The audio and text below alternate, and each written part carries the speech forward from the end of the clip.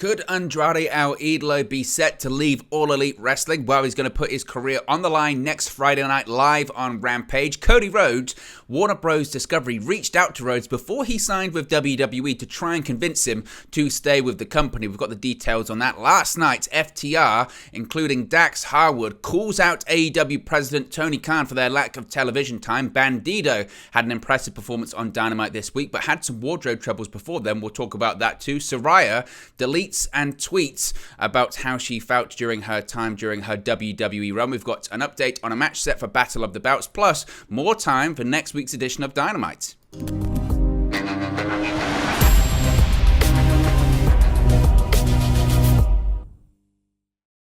Hey guys, welcome back to Wrestling News 365. Hope everyone is doing very well. As always, there are plenty of news stories to get into in the world of All Elite Wrestling. So let's start off talking about a name who has been rumored to want out of All Elite Wrestling. There's a name that is unhappy. There are several rumored to be unhappy at the moment. We've heard a lot about talents possibly leaving, requesting their release, wanting their release. AEW starts on not releasing talents, waiting for their contracts to expire. Well, one name that has been rumored to be unhappy is former NXT champion Andrade El Idolo, with links linking him back to return to WWE under the new Triple H regime. And a match that has been announced for next week's Rampage could indicate that El Idolo is on his way out of the company, because a career versus mask match has been added to the October 7 edition of AEW Rampage. Now, in a backstage segment on this past Friday's episode, Hangman Adam Page, Evil Uno, Preston 10 Vance stood with Lexi Nair to discuss Page's upcoming AEW World title match with current title holder Jon Moxley. Andrade El Idolo and Jose the assistant, however you want to pronounce it, sauntered in and then proceeded to show Vance a clip from the Golden Ticket Battle Royal of Page eliminating him from the bout. Vance and El Idolo faced off then with one another, with El Idolo challenging Vance to a match in which, if he lost, he would be forced to unmask. Vance then upped the ante, stating that he would accept, but when he won, he would drive El Idolo out of AEW. AEW President Tony Khan later made the match official. The rest of the card has yet to be announced. Now, this is quite interesting because El Idolo has been with the company just over a year. He made his debut in AEW on the June 4, 2021 edition of Dynamite. Made his in-ring debut at that year's Road Rager. He's feuded with the likes of Cody Rhodes and Pac before joining forces with Matt Hardy to form the Andrade Hardy Family Office with Jose the Assistant, Private Party, The Butcher, The Blade, The Bunny, and others. The group later kicked out Hardy and rebranded itself as La Faction Ingobernable, including adding Roosh into the mix. Now, Vance, of course, has been with AEW for over 2 years now. He joined the Dark Order shortly after joining the company and was dubbed number 10. He's been a staple of the group since then. It's interesting because if Andrade does leave, and I think the general feeling is that Andrade's going to lose this match and going to leave, because the only reason they would do this stipulation is if Andrade or Tony Khan came together and said, look, I've been teasing this on social media. Social media thinks I'm really unhappy. Social media is saying that I don't like being in AEW, and I'm unhappy with the way I'm being used in AEW. So let's put my career on the line. Let's try and get a bit of a rating. Let's get people tuning in. Let's get people talking. I'll win. And then Preston Vance can unmask. Preston Vance, a good-looking guy. He's got a great look. If anything, he's a guy that you'd surprise would be wearing a mask, with the physique and with the promise and the potential that he has. Maybe it's a case of actually Tony Khan saying, you know what? I've got a lot of plans for Preston Vance. I mentioned he's got a great physique, great look. Hopefully you can, moving into more of a singles run. And because of that, we don't really want him under the mask anymore. So we need him to lose the mask. Let's do a mask versus career match. And everyone's going to assume that Andrade's going to lose because he's so unhappy. And he's been posting all of these cryptic things on social media. And we know that possibly he'd want to return to WWE because that's where his wife, Charlotte Flair, is, this, that, and the other. And then we can have Andrade win, Vance loses the mask, and then Vance can go on to have a bit of a singles run. Maybe that's what they're going to do. But on the flip side, the other side of the argument is that maybe Tony Khan's just had enough. Andrade's been saying over and over again, I want to leave, I'm not happy, I want to leave. And to be honest, when it comes to his feelings of not being used particularly well in AEW. I mean, can you particularly blame him that much? I'm not sure you really can, to be honest with you. I looked at when he debuted last year. He debuted in June of 2021, and you have to remember, timing is everything. And I always say this about all of these people when they came in and still debut in AEW. Timing is everything, and you have to remember, he came in at a time last year where a lot of people were debuting in AEW. You know, Malachi Black debuted just a couple of weeks later. After that, we have CM Punk return to pro wrestling. Then we have Adam Cole and Bryan Danielson make their debuts with All Elite Wrestling. That's 4 big names already there, and Andrade is already in the background, not doing all of that much. And that was always the problem, and it never started. It never got going for Andrade in AEW. At first, he was paired off with Vicky Guerrero in an odd pairing that didn't feel like it worked. I'm not going to say that Andrade didn't need a manager or a mouthpiece, because WWE felt the same. They had him paired off with Zelina Vega, and that worked perfectly. But so you could absolutely, he needed a mouthpiece, but they put him with Vicky Guerrero. That just was an odd pairing. It didn't work. So you have Chavo Guerrero come in, and it felt like that could work, but Chavo Guerrero had filming commitments. He was working on Young Rock, so they had, Andrade kick him out, and then Chavo Guerrero went out to film Young Rock, and then he never got spoken to by Tony Khan again. But then Chavo Guerrero did manage Bandido at Supercard of Honor, I guess, to smooth that over, maybe, I'm not sure. And then he had Jose the assistant, and still working with him, that's fine. But Andrade now largely cuts his own promos, which are okay, but not as good as maybe a manager or a mouthpiece could have. It just didn't really work. And the Hardy Andrade family office thing, I was never really massive on the whole Hardy family office anyway. The big money Matt thing, he only really pivoted to that because the broken Matt Hardy wasn't working or didn't work during the pandemic era, so he had to move to big money Matt. And you could argue even Matt Hardy's AEW careers felt a little bit odd and off at times because their original plans didn't really work. And that kind of sums up the situation with Andrade as well. Now he's got the faction with Roosh, which is good. But it still feels like it's not prominent. And you do look at Andrade, and it's a case for a lot of people when they signed with AEW, of people celebrated it because they thought, finally, same with Malachi Black, same with Andrade, same with a lot of talent, same with, Swerve Strickland, we'll see, Keith Lee, we'll see, same with Jay Lethal, same with, so many, where you go, finally, yes, they're coming into this company, they're going to do big things, they should have been in the main event, or they should have been higher up in the card with WWE, we've seen what they can be during their time in NXT, finally, they're going to get an opportunity, they're going to get good creative, because they're going to have creative freedom, they're going to have these great matches, and it's going to work out. And Andrade's been so far behind that. I mean, he doesn't look like at the moment the guy that was the NXT champion back in 2018 and had one of the best matches in NXT history, certainly against Johnny Gargano, where you thought, wow, this guy can do anything. This guy is going to be the next Rey Mysterio. He's going to be the next big, Hispanic star. And obviously it didn't work out for him in WWE, was left off the road for a while, requested his release, got his freedom. But maybe the grass isn't always greener, because on the other side, it's just as bad. If anything, it's worse. Yes, he's got creative freedom, but he's not doing anything of substance. The biggest thing he's done since leaving WWE hasn't even been with AEW. It was with his father-in-law, Ric Flair. Ric Flair's last match, and that was a debacle in itself, but he was involved in it. And it's a weird one, because I think a lot of people are assuming that he'll leave next week, but I'm not certain, because what would have changed? What would have changed? We've heard a couple of weeks ago, or in the last sort of 7 days or so, that Tony Khan's got this mandate. He's keeping people under contract. He doesn't care. They're going to see out the contract, unless it's conditional kind of release situation whereby you can go, but you can't work for WWE. And I guess that would be fine, because he would just work Mexico. But we don't know how long he's signed a contract with AEW for. If he's got a year left on his contract, he might say, I'll just work Mexico for a year and then I'll go to WWE next year. Or if he's got like other people, a 4 or 5 year contract, it might be a little bit different. So if we hear anything more about that, we'll talk about that clearly, and we'll talk about the results of the match too here on the channel.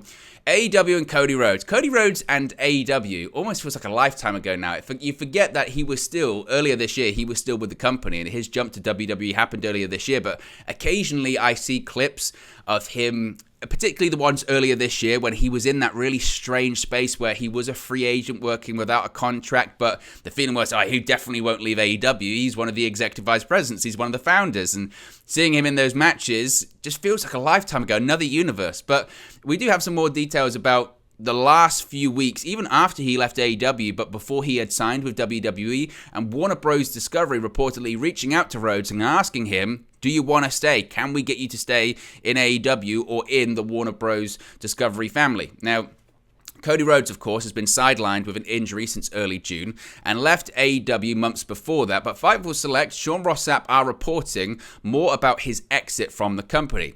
In speaking with Warner Bros. Discovery sources, Fightful are reporting that several efforts were actually made within the company to retain Cody Rhodes in AEW. Now, this is because Cody Rhodes was very woven in, shall we say, into the Warner Bros. Discovery family. It wasn't just Cody Rhodes in AEW. He appeared all across TNT, TBS, True TV, and more, because he had, obviously, his appearance in AEW, but he had his reality show, Rhodes to the Top. He was on TBS's Go Big show, which was a big show for them, pun intended, and Rhodes had developed a good rapport with several in Warner Media at the time. Fightful were told that the Cody Rhodes deal wasn't actually official until just a few weeks before WrestleMania, even though WWE considered it a foregone conclusion, which again does line up to what Rhodes has said in public, that yes, discussions happened. I believe he left in February and they happened quite early. You know, I remember hearing stories about Rhodes actually calling WWE either moments after the meeting, or, you know, I mean, it was very close to his final conversation with Tony Khan that he started to call WWE and put that deal together.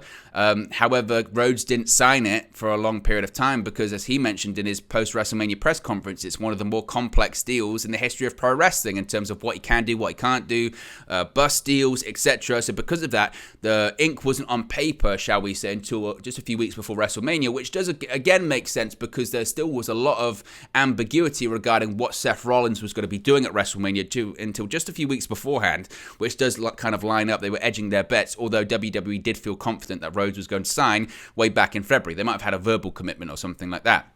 But as a result of that, after the merger of Warner Bros. Discovery, there were inquiries in the company completely separate of AEW to gauge Rhodes' interest in staying, which again is also interesting because I do cast my mind back to, I want to say early March, mid-March or something like that, when it had gone a little bit quiet on the Rhodes to WWE stuff, and there was a report, I forget who it was, but there was a report at the time that said, don't assume Rhodes is going to WWE. Yes, that's the sort of favoured route and the most likely route at the moment, but don't rule out him staying with AEW. And I think that stems from these conversations we're hearing about right now, that there were actually feelers put out there by Warner Bros. Discovery saying, hey, we don't know what you've said to Tony Khan. We don't know what's happened with you and Tony Khan, but do you want to stay? What can we do to make you stay? These were completely separate of AEW to say, hey, what's going on there? What can we do? What can we help? You know, maybe you're not getting the money you want from Tony Khan and AEW, but what if we put something in? What if we can help merge things together? That wouldn't be unprecedented. We know that in the past, back in the old TNA days, the big contracts that TNA had, i.e. the Kurt Angles, the Stings, the Hulk Hogans, TNA didn't actually pay for them. That was Spike TV. Spike TV put in the money to sign those guys in an effort, hopefully, to have a successful show. So it wouldn't have been out of the realm of possibility that Warner Bros. Discovery could have pitched in when it came to Cody Rhodes. Now, among those, Fightful are told that made an effort to reach out to Rhodes was Sam Linsky, who serves as an Associate General Manager and Senior Vice President of Scripted Original Programming for TNT, TBS, and True TV. Fightful have heard that there wasn't any ill will between either side, and Rhodes has told those who asked it was, quote, time to leave the territory. In addition, Fightful were told that due to Rhodes' connections across multiple Warner Bros. Discovery shows, they were also contacted to possibly participate in the upfronts. They weren't told if this was tied to AEW, the other shows, or a combination. Those Fightful spoke to at Warner Bros. Discovery said they would have loved if Cody Rhodes had stayed, but it wasn't a deal breaker for them. Sources within the company also state they've been happy with AEW, particularly their numbers in September, which again is fair. I think the numbers in September were actually pretty good. They were over 1 million for the majority of the shows. They just dipped under 1 million shows this week, 1 million views rather this week because of obviously all of the Hurricane Ian coverage. But could you imagine if Cody Rhodes was at the upfronts? Could you imagine if he was at the upfronts? A WWE guy at the AEW upfronts? That would have been wild. But of course it didn't happen. And Cody Rhodes is better off clearly in WWE. He's making more money. He's got more exposure. He is perceived to be a bigger star, the star he wanted to be. And it just feels like an all-round better fit, I suppose. I wasn't a big Cody fan in AEW. I just didn't feel like he fit that arena. He didn't fit that type. It felt like he was doing WWE storylines and WWE programming inside the AEW world, and it just didn't fit. It didn't work, especially in sort of 2020, 2021, and particularly 21. It just felt out of place. It just didn't feel like it worked, and it was in contradiction to a lot of things he had said when he was, AEW was first starting up. He was doing completely the opposite of that and not listening to the fans, doing his own thing. He was in his own universe, the Codyverse, and he was having these bizarre storylines, bizarre promos, and it just didn't work, and he's better off because of it now in WWE. So I think it worked out for Rhodes and for WWE. Did it work out for AEW? Possibly not, but don't rule out Rhodes coming back in the future. That's all I'll say. Now, Dax Harwood had some interesting things to say about the AEW president, Tony Khan, last night. FTR, Dax Harwood and Cash Wheeler retained their IWGP Tag Team titles against Aussie Open during Night 1 of New Japan's Royal Quest 2. After the match, Harwood sent out a clear message to AEW CEO Tony Khan, saying, quote, "First things first, Tony Khan, we still work for you. Book us, brother." Now, FTR's last AEW match was at the All Out pay-per-view on September 4, nearly a month ago, where they teamed with Wardlow to face Jay Lethal and the Motor City Machine Guns. FTR only had one AEW match in August, which was them and Wardlow versus Ren Jones, Silas Young, and Vic Capri on the August 31 edition of Dynamite. The last and only time Harwood and Wheeler held the AEW Tag Team titles was from September 2020 to November 2020. They've been the IWGP Tag Team champions since winning the titles at Forbidden Door in June. Besides the IWGP tag titles, they currently hold the Ring of Honor tag titles and the AAA tag titles as well. And it must be said, the FTR situation in AEW is odd because you can't say that they're not booked strongly because they're holding 3 sets of titles. That those title wins all occurred at technically AEW shows, because Ring of Honor is also owned by AEW and Tony Khan now. But the presentation of them on AEW programming does feel off. Almost like Tony Khan doesn't know what to do because he doesn't want to have them to lose, but he doesn't feel like he has teams to put them against. I don't know. This is why the ROH brand needs to be up and running today, pretty much. And I know that's difficult, and I know there needs to be a TV deal and all this kind of stuff, but if the Ring of Honor brand was what was running week to week, and there was week-to-week ROH television, fine, because they'd be on it every single week. They'd be having matches, they'd be having good matches, and it wouldn't even be a topic of conversation. That's why this roster's so big in AEW that if, and it's a big if, they can get ROH up and running, get a weekly television deal, then a lot of the issues Tony Khan has are sorted. They're resolved because he can just go like that to the roster, and those people that aren't happy suddenly have TV time because you've got TV time to fill. An extra 2 hours of television and proper television, not, dark or dark elevation, proper television, wherever it may be, is gold dust for AEW right now. But they need to get it. And whilst they don't have it, they have unhappy people, seemingly like FTR.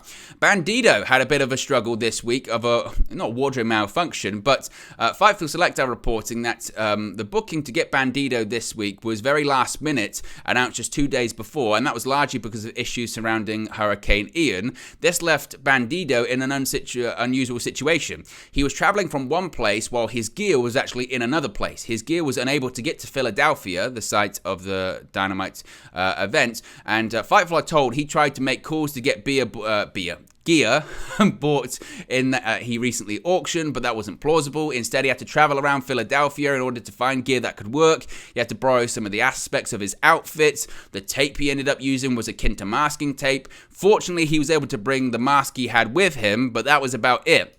You'd have never known, and obviously his performance on Dynamite this week against Chris Jericho was stellar, so good that he was offered an AEW contract. Still no word yet on if he is officially All Elite.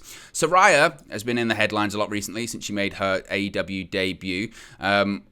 she posted, she had that promo this week that didn't actually go down too well, where she said that the boss she now works for actually listens to her, which her old boss did not, meaning Vince McMahon. Sparked a lot of controversy. Some pointed out, including myself, that WWE had helped her out in different areas, both on and off screen, with battles including mental health battles, physical injuries, addiction, etc. Following the controversy, Saraya, however you say it, tweeted, but has since deleted the tweet, where she made it clear about her feelings regarding her time with WWE, saying, quote, "I say how my current boss listens to me and all of a sudden it's so you hate WWE. No, I don't. I loved my time there. I appreciate the time and opportunities I was given, especially in my NXT days with Triple H. I'm happy now in AEW though. Tribalism in the internet wrestling community is so bizarre to me." Now, she's not wrong at the end. Tribalism in social media on Twitter is bizarre. I also agree with that. I think it's crazy you have accounts that are dedicated to pointing out mistakes or botches of a television program. I think that's crazy.